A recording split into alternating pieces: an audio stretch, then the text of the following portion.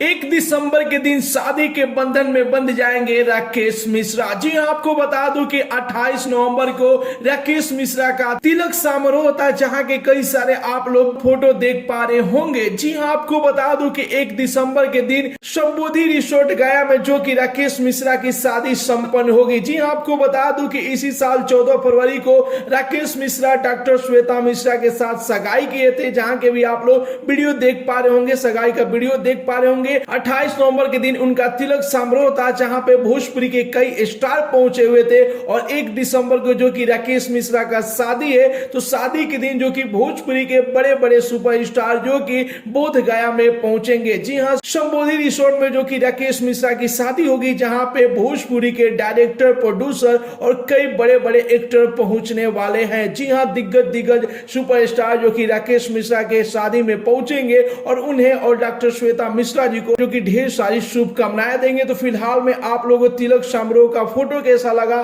सगाई का वीडियो आप लोगों को कैसा लगा, अपना राय जरूर ही कमेंट बॉक्स में बताइए। और यदि आप लोग भी जाना चाहते हैं राकेश मिश्रा के शादी में तो जा सकते हैं। सभी को जो कि राकेश मिश्रा इनवाइट किए। मिलते अगले वीडियो में एक नया न्यूज के साथ, तब तक के लिए बाय बाय, टेक केयर, जय हिंद।